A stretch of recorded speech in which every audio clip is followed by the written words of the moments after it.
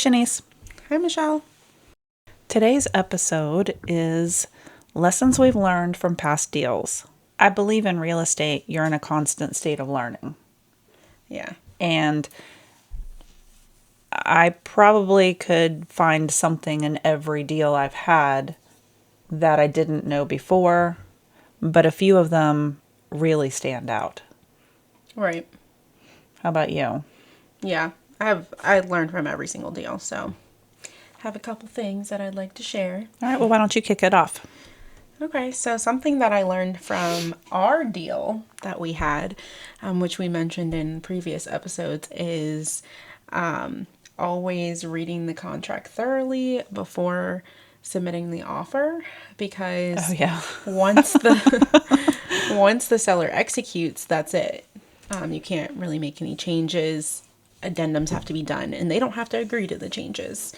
So I learned that very early on to double check, triple check, quadruple check your contract. It's really important. You can lose your clients a lot of money, or you could be coming out of your pocket for something. It's just really important that you read your contract before you submit the offer. Absolutely. So I had a deal where I represented the buyer, and the seller had asked for several extensions, an extension to accept the contract and a couple of extensions to accept the contract. And my clients really loved that house. They had a special situation and a special circumstance within their family, and this house was very specific to their need. Mm-hmm. And in this market, we had been looking for a while, and we knew that it was going to be some time potentially before we found another home that fit their specific set of circumstances. So we were patient, and we granted those extensions, and then they wanted more money. Mm-hmm. So my clients, they agreed to we negotiated, and they agreed to a different dollar amount. This went on and on and on. Mm-hmm. And finally I had to say to the other agent, we're nothing. Do we have a deal or not? We're done. So we're in this deal. Things are going along as they do. And then out of the blue one day, I got a phone call, and the sellers wanted to pull out of the deal. Mm-hmm. We were not too far from settlement, but this is the deal where I learned that your buyers are very protected in a contract. And that when a seller enters into an agreement of sale, they really need to be sure that they want to sell. Right. Because we have that little checkbox on the contract that says that the seller is limited to retaining a sum or from the deposit or something like that. Basically, they're only entitled to the deposit money if the buyer is in default. Mm-hmm. But a buyer can sue a seller for performance. Right. It's called specific performance. Right. So that's the deal where I learned that, because we actually had to play that card. Yeah, I remember hearing that a lot in real estate school. Mm-hmm. That was a big lesson, and it actually was a confidence booster for me, because I knew then, after having had that experience, that I had more confidence in the deals that I was writing for my clients, and in helping them navigate through the what ifs. It's really the way I always look at it for deals is that the sellers have the upper hand in the beginning, and then once it goes under contract, the sellers kind of lose all control, and the buyers. And as long as you have a great buyer's agent, and they keep you on track, you have a lot of control within the contract, and you are protected. Now the sellers, if you have a great seller's agent and they did want to get out of it, stay on top of those dates. And if the buyer's agent slips, there are some ways. I figured out that somebody in one of the trainings that I took, he said that his seller really wanted to get out of the contract, and the buyer's agent missed the mortgage commitment date. Yep. And the seller pulled. Yeah, that's one of the only opportunities that a seller has to get out of a contract. Although, if you have a really good list agent, there is language that was used in a contract, actually it was the same one in the beginning, that said that if they didn't find suitable housing by a certain date, the contract would be null and void. So there are ways to protect your client on both sides of the transaction, but not all list agents really take advantage of that, or maybe they don't know to take advantage of that. I feel like I always did because my first listing was a buy-sell, and we had to put that in there. And then the house they were buying was a buy-sell, so it was in all the contracts. So, Was that the one, the first one that we were in? Yeah, that one was that one was hairy for my clients too, because since we're talking about lessons, trust your gut. The very first home, so they were on the sell side. Your clients were purchasing. My clients, the sellers.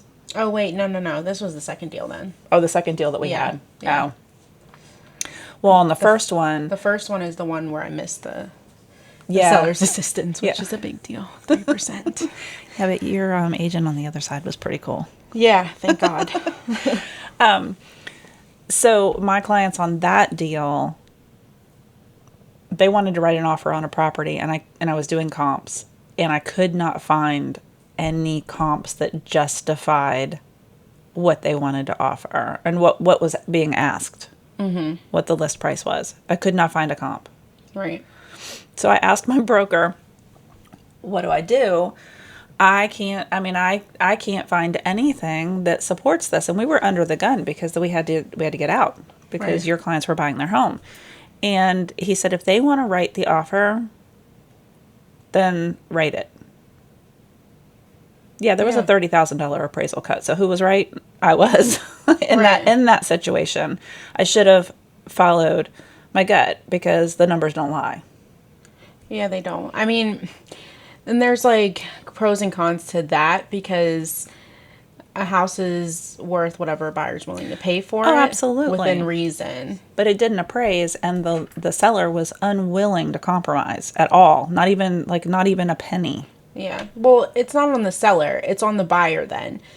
It's more of, if this doesn't appraise, do you have the money to make up the difference? Because the seller does not have to lower the price. Because when you offer an amount, and I learned this too in the beginning when I had my clients offer and there was an appraisal cut, is that you're not just throwing a number out there to make it stick. If you're throwing that number out there and it doesn't appraise and there's no appraisal contingency or anything, you need to know that I keep hitting the mic. You need to know that the seller does not have to accept that price. Oh yeah, you have to prepare your client for that on either side or both sides. Yeah. Well, that deal fell apart, and we settled on. We had to rush to find a home, and fortunately, we did find another home that they loved, and it was a new build. So I actually put them in a hotel for a couple of days, and we literally got them in their new home, signed, settled, the day before the stay-at-home order, right under the gun. Because if you remember, when that went into effect, we weren't even allowed to do settlements. No. Yeah. That was a crazy lesson to learn on so many fronts, Yeah. Another thing that I have learned is, and I learned this from the beginning, is always have everything in writing, no matter what. If you have a conversation with an agent about something, follow it with an email per our conversation at this date and time. This is what was said, because I hate to say it, but some agents, they're not ethical, and they, if they're trying to protect their client and they said something, but it wasn't in writing, they might say they didn't say it, or they might not abide by what they said. They shouldn't, because it's not ethical, but it's really important that you have everything in writing. Also for your clients too, because if something arises even after closing, you want to make sure you have a paper trail for that. And I've had so many clients that have come to me after they closed and they felt like the seller didn't disclose something, or they wanted clarification on something, and it was something that was talked about, but it wasn't in writing. So I can't provide that to them. So it's really important that you have everything in writing. Another lesson that I learned was this was a VA deal, VA loan. There was a home in a residential neighborhood that had a chiropractic office in the back attached to the house. And even though the home was in a literally and it was a home in a residential neighborhood, we had the most difficult time getting it approved by the VA Because it was because like it was mixed commercial. use. Yeah. So I learned a lot about mixed use properties and VA loans and even conventional loans and appraisals and appraisers and how they choose or to pick up an appraisal or don't because they think it's going to be too difficult. Yeah. Yeah, that was an interesting one. So I always, if I have a client that's utilizing their VA benefit, and I do encourage them to do that if they have it available to them, Right. and they want to look at a property that has mixed use or had mixed use, I go to the lender first and say, hey, what's the rule? Because it does change from time to time. Right. What's the rule or what's your understanding of the rule? I want to make sure that we've got the right loan partner for this deal. Right. Yeah. To follow that, research is really important. Even on showings, you need to be prepared and proactive as an agent. Be over prepared, especially in the beginning. I had a situation where honestly it felt like this day everything was going wrong. I was meeting with these out of state buyers, and they were coming in. They didn't live in the area, and they wanted to see a piece of land, and then they wanted to see another home. And it was snowing, so we had our boots on. We were driving to this land, and we were driving on snow, because of course they bring this big old truck, and I'm like, okay, well I guess I need to drive my little SUV on the snow, put it in 4-wheel drive. So first of all, the land address, which you need to know this if you're looking up land, do a drive-by first, because sometimes the address is not right that's in the MLS. So I go to the property, or I go to the address that was on the MLS, and it's not land. It's like a residential neighborhood. Oh my. And I'm like, oh my goodness. I'm like, what am I going to tell them? So I'm like, you know what? We just went to the wrong spot. It's right around the corner. Like, we can get there. So they follow me. And, no, wait. That's a different situation. They didn't follow me. They were already at the land, and I couldn't find them. But it was still the piece of land. So I found them around the corner, but it was still the wrong address. It still wasn't right. So then that's whenever we drove together to find this other piece of land that ended up being 30 minutes from where we were at, because the address took us to the builder's location. Oh, yeah. And it was like Mumper. So they're in Dillsburg. In the address, and the actual piece of land was in Mechanicsburg. So that's like 30 minutes. So we drive there, we get there, and I can already tell they're just, not happy. So then we go to another house. I get there, and we use a Bluetooth lockbox. But if you update your phone, and if you get a new phone, you need to call Supra to get a new key, e-key, because if you don't, you can't use it. And I didn't know that. Oh, I didn't know that.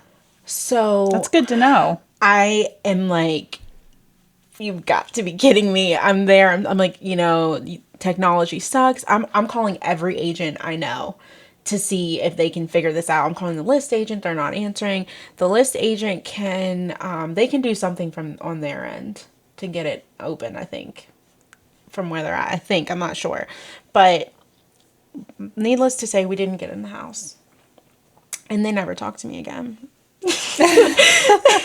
So just be prepared. Just be prepared for the unknown. Mainly when it comes to land, the address is normally not the right address. So Another lesson that I learned, and you're going to laugh at this one. Now, looking back on it, I laugh. But at the time, I was just jaw-dropping shocked that this happened to me. And that, yeah, I'll just leave it at that. So, okay, again, right after the stay-at-home order was lifted and we were able to get back out there and, start showing homes again, it was a frenzy. And there were agents just crawling all over, like crawling on top of each other at showings. They were just like, I missed this. I missed this. Oh my gosh. So I was at, no, you didn't. Because right after the stay-at-home order, it was like showing. Your clients wanted to see like as many homes as they could, and they were putting offers in, and they were getting rejected, and people were going crazy with like, over list price. Well, I was in York one night showing homes. Oh, I remember this. Oh my God. And this particular listing allowed for there to be overlapping showings. So I'm in the house with my clients, showing them the home, and I did what I normally do. I put the key in the lock, I opened the door, and I walked in and I left the key in the lock so that I know, don't look at me like that. I'm why telling do you do that? I've learned my lesson, because what happened was... Don't do that, guys. Don't do that. Don't do that. Always take the key in with you. Yeah. So what happened was we were almost done with viewing the home. We hadn't been outside yet, and another agent comes in and is like, hello. Hello.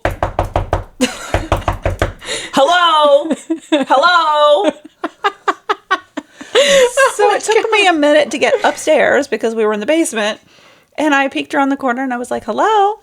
And he said, we have a showing. And I said, okay. I said, cool story. So do I. Cool story, bro. I said, well, we have it for this amount of time. And he said, well, I have it for this amount of time. And I said, well, they must be allowing for overlapping showings. I said, we won't, we have it for another 15 minutes. So I learned 2 lessons. One, don't be nice. You can't always be nice. Don't say don't be nice. Yeah, be stern. Well, no. You can't always be nice. Because what I should have said was, I'll let you know when we're done. Yeah, stern. Instead, I said, well, we're done inside. We'll go outside so you guys can come in. Yeah, I don't do that anymore. So we went out back. We went out through the garage. That agent locked us in the garage and stood on the other side of the door so I could not get back into the house. Literally locked us in the garage. Because the competition for homes at that time was so fierce. Now, I never would have done that to another agent. I can't believe that happened, actually. But now, when I show a home, I take the key, I put it in my pocket, and I lock the door behind me so that nobody else walks in. I've done that for safety reasons. I don't know why I didn't. I don't know why I didn't think about it for a safety reason. For some reason that night, I just didn't. So, and it was interesting because 2 days later, I was showing a home in Carlisle, the same one that you and I showed up at. Right. I pull up for a showing and Michelle's there. Yeah. So, and that was another overlapping situation.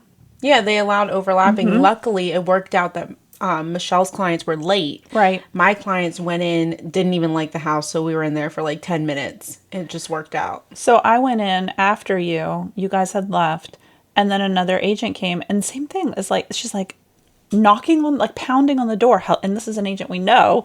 Hello. I'm just like, oh my gosh. I can't wait to hear who this catch a break? I cannot stand when agents do that because it's like, okay, just relax. Mm-hmm. Especially if you're there like a minute over your time. Like a minute. Their client isn't even there yet. And they're like, we have a showing. Okay, I understand. Like, we're getting out the door. Mm-hmm. Just relax. Mm-hmm. But whenever they stay in the house 10 minutes, 15 minutes over to talk inside, it's fine. Yeah, I try to be courteous always, but that one situation where he locked me and my clients in the garage, I was just, then I'm the agent pounding on the door, hello, hello. And he was literally standing on the other side of the door and would not let us in. He was just talking or just standing there. Mm-hmm. Oh my goodness. Yes, yeah, crazy. Crazy. So lessons everywhere. Yeah. Another thing is we talk about not having your emotion in the transaction. I learned that very early on because my first deal, there's just 2 lessons in this. Keep your emotion out of it and don't count your money until you get the check. This deal just drug, first of all, $27,000. Okay. This deal drug on and on and on and on. And the agent was just so rude to me. It felt like she was rude to me, but I was taking everything personally. I was calling my broker like every night. I was dwelling on it. This $27,000 deal ran my life for like 3 or 4 months. So that was the purchase price or your commission? The purchase price. Okay. Okay. So I'm stressing out this bad over this deal. Okay. That I don't even know how much I made on it. But, then it kept getting extended. It got extended for like 2 months. Wow. And whenever you don't close any deals and it keeps getting extended, it's hard. It's really hard because at this point you need that money. So I learned very early that you don't count your money before you get it. The check is not yours until closing, and then it still has to go to your broker and get split. So that's really important. And then just keeping your emotion out of it, because you want to be able to, have a life outside of real estate. It's hard, but when you're constantly dwelling on something and getting your emotions so involved in it, how can you give all of your clients the best customer service whenever this deal just ran my life? I can't believe how much emotion that I put into it. Mm-hmm. And it's not even like it was good emotion, like I was caring. I was letting every little thing bother me. And my clients weren't even bothered by it. They were fine with everything. They're like, okay, we can extend it another 2 weeks. Mm-hmm. We can keep extending it. Well, you don't know what you don't know. And now you know. I was taking what the agent was doing personally when really she was just representing her client. Right. And right. I was just, she's being so mean to me.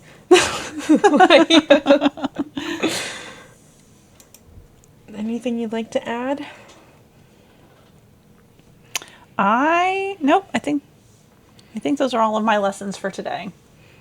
Yeah, there's always good lessons. But stay tuned for more, because I'm sure that there will be more. Right. Those are the ones that just stand out to us today. Those were the biggest ones and the funniest ones. Well, thanks for tuning in. Bye. Bye.